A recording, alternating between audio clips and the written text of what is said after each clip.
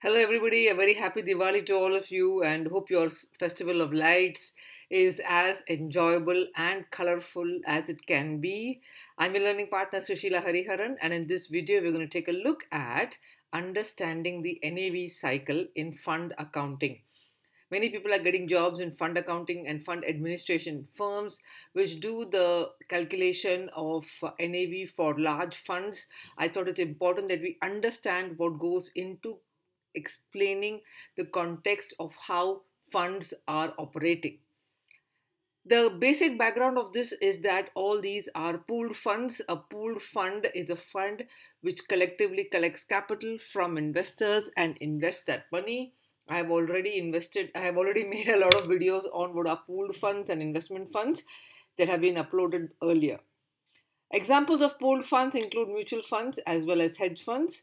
The main differences between mutual funds and hedge funds is based on the profile of the investor that's investing into them, as well as the kind of risk appetite that these funds have when they're investing into different asset classes. When a mutual fund is a pool of funds that individual investors contribute capital. Okay, so in a mutual fund, investors contribute the capital to the fund. These funds are then pooled together, and the fund manager then collectively invests this in different securities, in different asset classes like commodities, foreign exchange, equities, and fixed income. This is the basic background of what is a mutual fund. The mutual fund industry is huge across the world. I mean, in the United States itself is well over a single mutual fund like Franklin Templeton has more than like $30 trillion worth of assets under management. So the funds are huge in the United States. In India also we have some very marquee names like ICICI Prudential as well as Reliance Capital and so on. The investors are basically the small and retail investors in the case of mutual funds.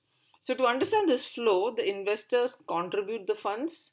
Okay, this is their savings that they're contributing. Is it mandatory? No, it is not mandatory. It is optional. It is voluntary. They're giving it to a fund manager because the fund manager is expected to have greater expertise in investing. He has access to a lot more resources like books, research analysts, reports, as well as communication with the management of the companies itself. And therefore, investors would rather give their money to a fund manager to invest in. The investors, as an acknowledgement of the funds that have contributed, are issued units, also called as shares in some countries. In countries like America, you have share classes as well, A, B, C, and so on. That will be explained in a different video altogether. But for now, you understand that investors contribute funds. The funds then issue units to them. So, for example, over here, investors save their money. They contribute the funds either on a monthly basis like an SIP, like a systematic investment plan, or by way of a lump sum to the mutual fund. The mutual fund has a fund manager. It has a clearly defined investment objective. The fund then issues back to the investor units. Okay, and investors hold units in the fund. All right, so the unit is an acknowledgement of the investment. And as has often been told, mutual funds are subject to market risk. Please read the offer document carefully before investing. Now we have mutual funds. What do they do with all this money? The mutual funds then take in all this pooled capital of different investors and they invest in equities, also called as shares or stocks, fixed income securities, also called as bonds, commodities, etc. The fund manager uses a lot of research tools as well as undertakes macroeconomic studies, does a lot of company research, sectoral research, and then makes investment decisions. These investments are not traded on a daily basis but on a regular basis. Okay, big difference. If they see a profit, they might take some profit. They're not trading on a daily basis. The fund then divests some of this, exits some of these trading positions. They make money. The profits from investing go back to the mutual fund. Okay, so the mutual fund acts like a hub of all the pooled investments. Can the mutual fund sit on all these profits? No, the mutual funds must distribute the profits to the investors. If they don't distribute the funds to the profits back to the investors will be livid. They'll get very, very angry with them because it's their capital. So the investors first have given capital to the mutual fund, yeah, to manage the funds, to manage their capital, to make smart investment decisions, to beat index performances. And then if they have earned profits on this trading, it's unfair that the mutual funds sit on these profits. They have to distribute those profits back to the investors. So how does the investor come to know whether the mutual fund has made profits or not? That is announced every month through something called as the fund fact sheet about how much profits the mutual funds have made, and this is a public document. Now, because mutual funds are taking capital from small and retail investors, it is mandatory that they have a great amount of disclosure. Okay, that's not the case with hedge funds at all. Hedge funds can get away with non-disclosure to the public. They have to disclose to their investors, obviously, but they can get away with no disclosures to the general public because general public is not an investor in those funds. But in the case of mutual funds have to get those disclosures in place. The mutual funds distribute the profits to the investors earn dividends, and if the dividends are not distributed completely, then they have an increase in what is called as the price of the units. So all this involves a little bit of mathematics, a little bit of arithmetic, a little bit of calculations. Let's go back to understanding how this works. So step 1, investors put in capital. Step 2, mutual funds consolidate all this capital and they invest in the markets. Step 3, mutual funds divest their investments, distribute the profits to the investors. That's typically the cycle of investing that happens from a mutual fund point of view. Mutual funds itself can be open-ended funds, wherein the entry into the funds is on a continuous basis, okay, and exit also from the fund can be on a continuous basis. So it's quite like the stock market itself, where you can buy and sell daily on the stock exchange. Over here in an open-ended fund, the investor can enter into the fund or it can exit from the fund on a regular basis. This continuous basis could be daily, it could be monthly, it could be once in 2 months, it could be quarterly. Everything is clearly mentioned in what is called as the offer document or the OD. The investor offer document must clearly mention what and all are the what is the style of investing, what are the kind of investments they're going to invest in, what is the philosophy of investment, how can the investor enter into the fund, how can the investor exit from the fund. All this has to be clearly mentioned in a fund. The daily dealing fund, which is a type of open-ending fund, allows for the investor to invest today and investor can withdraw anytime after today. Okay, so you can imagine the volatility of the pooled funds. The fund which is doing very well, right, can keep getting a lot of capital because it's doing well. Yeah, so this high performance breeds high performance. It's like a cricket match. If you've done well in the past 1 year, then definitely you're going to be selected for the World Cup. But if you've not done well, then you'll not be selected. Okay, so there is no concept of getting a second chance because past performance is not an indicator of future performance, definitely, but it is the barometer for future performance. Okay, in fact, you get selected because of your past performance. You get selected for the fact that you've been a great cricketer. So therefore, daily dealing funds must announce what is called as the price at which investor can enter today and exit tomorrow. All right. So this kind of funds are available in plenty in the fund industry. Now, at what price does the investor enter into the fund? Okay. And what is the price at which the investor can exit the fund?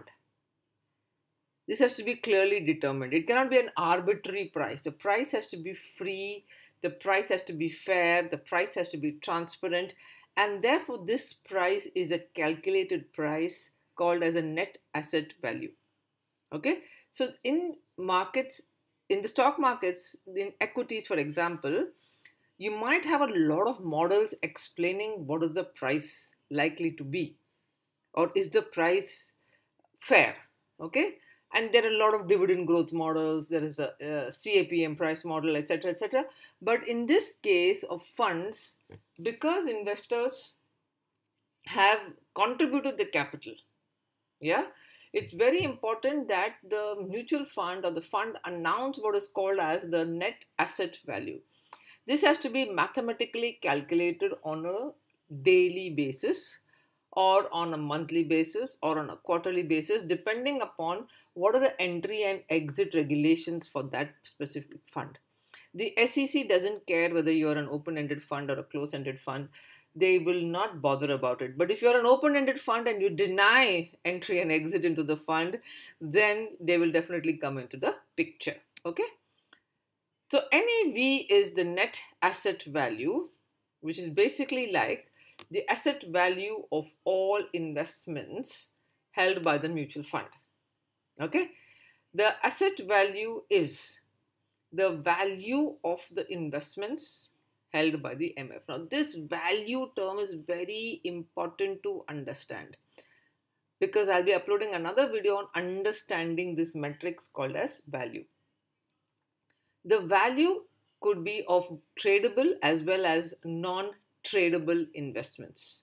Those investments that are traded in the markets as well as those investments that are not traded have to be valued by the fund administration firm. A fund is launched, okay, and this is called as an NFO or a new fund offering. Generally at this time, the NAV is $1, which is the same as the par value. In the Indian context, it's about 10 rupees. Mutual funds don't issue units at a premium or at a discount because they know investors will not pay for it, okay? So investors normally put money into a fund to manage their money because of the past performance of the fund and the alpha of the fund manager, right? So therefore, even if they are a super successful firm, they might get more assets under management, but they cannot normally charge a higher price or a higher premium for the units that are being offered. Once the funds are collected and then invested, the NAV changes every day, okay, because of market volatility, as simple as that. If you look at bond funds, for example, bond funds have made significant amount of losses in the last 2 years because interest rates kept going up. Federal Reserve, the RBI and Bank of England, all of them kept increasing the interest rates, and therefore the bond funds suffered tremendous valuation losses. As we know that bond prices decrease if interest rates increase, right? So they have an inverse relationship. So in that case, as interest rates increased, bond prices fell down and bond funds therefore had lower and lower NAVs. But in this context, a new fund offering also offers the unit at $1, okay, which normally is the par value, and NAV will change depending upon market conditions. NAV will change depending upon the dividend announcements as well. Okay, so step one, we'll understand the NAV calculation now. I'm going to broadly explain what are the items for consideration. It's very important to know what items are being considered and the valuation norms according to IFRS as per what is there in your company's policies, what is there in your ERPs and what is there in your manuals, okay? This is a more of a broadish kind of a explanation so that we understand the genesis of how we get that NAV. Okay, the first step is determining the asset value. For a mutual fund, asset represents all the investments it has made in equities, bonds, commodity contracts, and derivative trades. Okay, we will not consider fixtures, land and building, and so on and so forth. So we take into consideration market value of all tradable securities. We'll take into consideration plus the MTM is mark to market valuation of outstanding contracts. See the difference between the first and the second. In tradable securities, you got a listed price, so therefore you can give a market valuation to it. In the second case, you are going to not yet settle, the contracts are not yet settled, they're still outstanding, and therefore there's a mark to market valuation like in futures and options. You add to that cash balances, and you must also consider income receivable from dividends, income receivable from contracts that were sold yesterday, from assets that were sold yesterday, but the money that has not yet come in. Okay, all this summated together gives you your asset value. All right, this is the most important factor. Again, I'm repeating myself.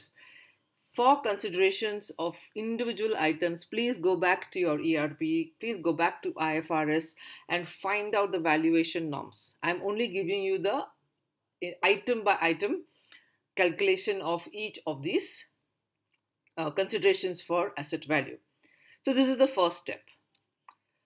The second step is finding out obviously the liability value. The liability of a mutual fund includes all expenses that are payable. If the fund has bought any assets, then it has to pay for them. So contractual payments, etc. We take into consideration mark-to-market value of outstanding contracts which are in loss. Okay. So if it is in profit, it becomes an asset. If it's a loss, then it becomes a liability. Add to that all the expenses payable. This includes dividend payable, salaries payable, payable for assets that you bought the previous day but not yet paid, etc. Okay.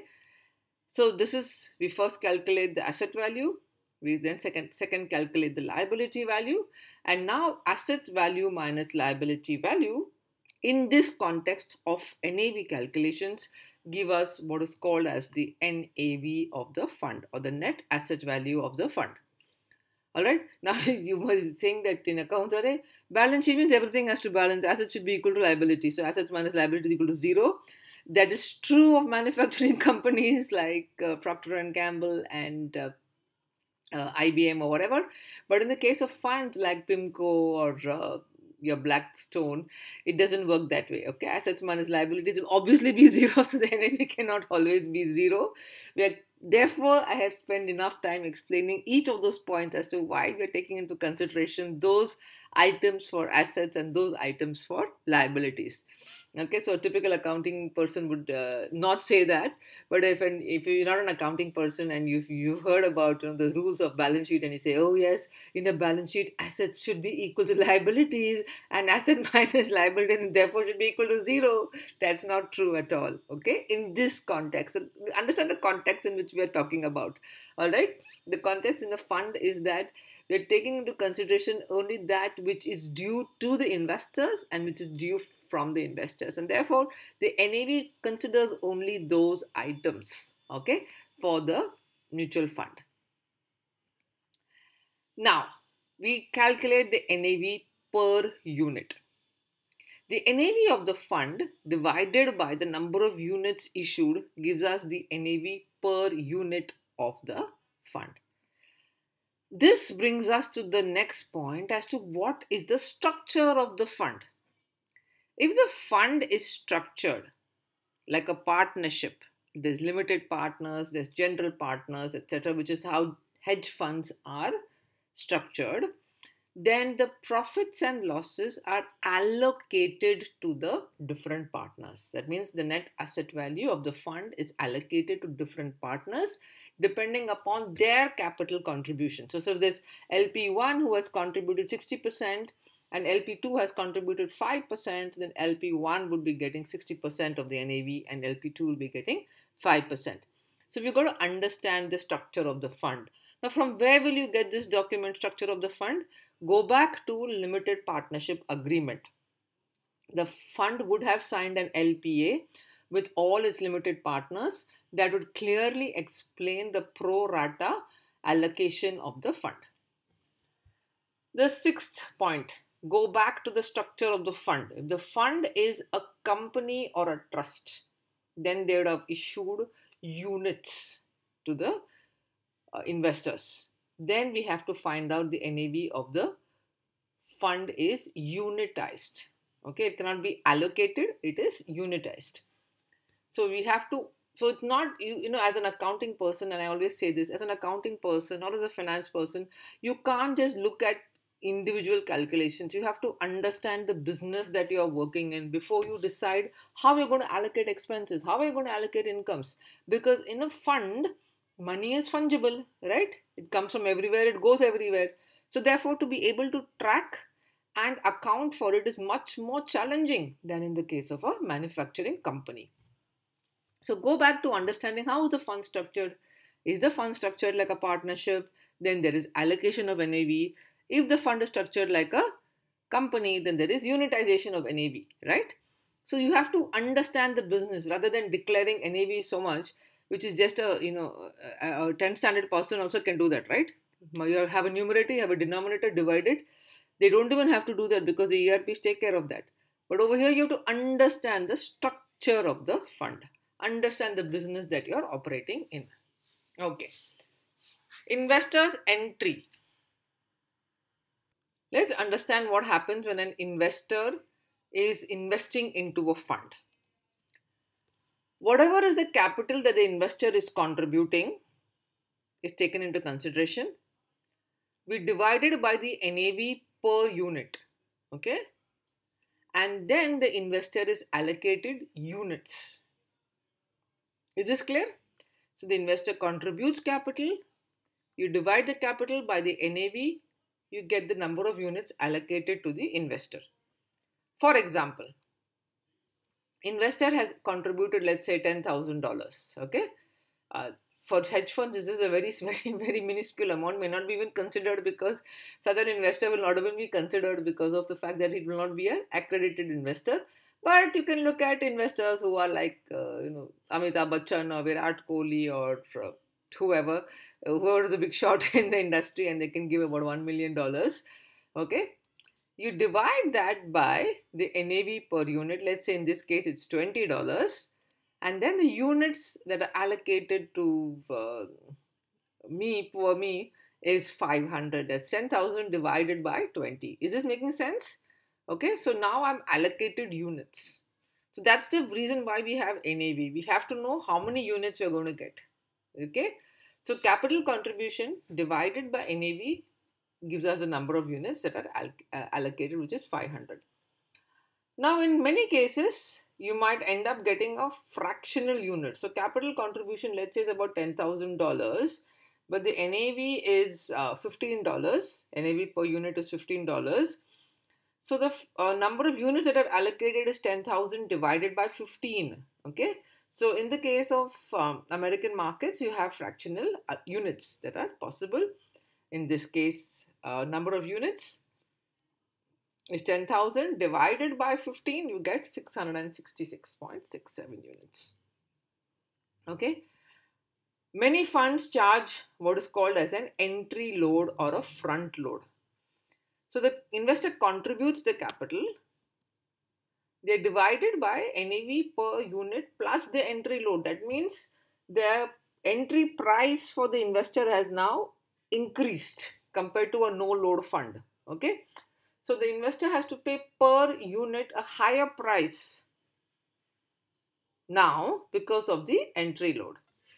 Then we get what is called as number of units that are allocated. All right.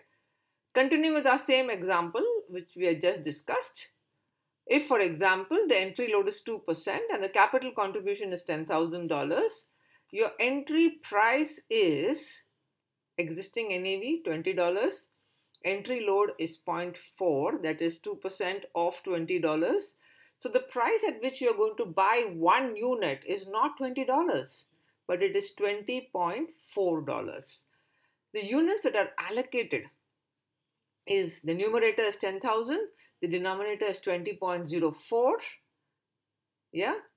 And therefore, the number of units that are allocated is much lesser.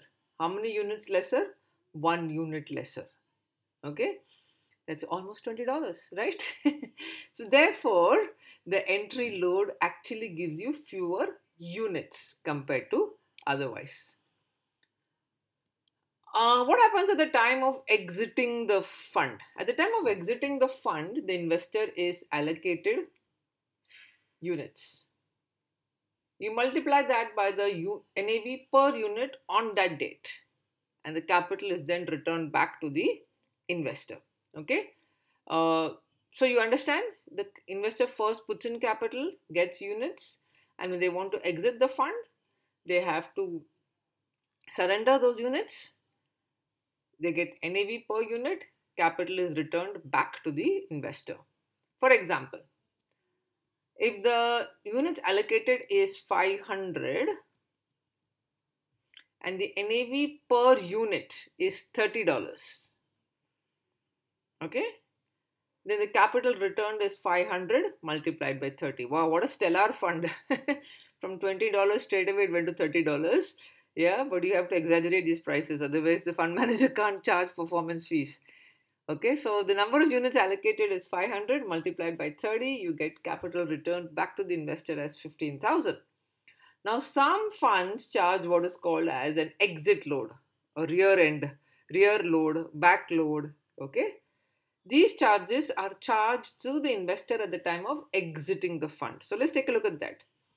For example, if the exit number of units allocated multiplied by NAV per unit minus the exit load, the capital is returned back to the investor. Let's work out the math on that, because that is a subtraction over here. So when you're entering the fund, you add the entry charges. If you're exiting the fund, you subtract the charges. Over here, I've taken only one of the two charges. So in this example that I'm explaining, I'm not taking into consideration a fund that charges both front end as well as back end. I don't think there are many of those kind of funds. But let's see how this works out. The exit load is 2%. The NAV, the number of units allocated is 500. The NAV per unit is $30. The exit load is 2% of $30. That's 0.6. That means the investor at the time of redeeming the units or exiting the fund is going to get 30 minus 0.6 per unit. Okay. So the number of units that are 500, you multiply that by 29.4. You get the capital that is returned to the investor. Okay, so that's the only difference between the calculations of the entry load as well as the exit load. Thank you so much for listening into this video. If you like the content, do subscribe to my YouTube channel.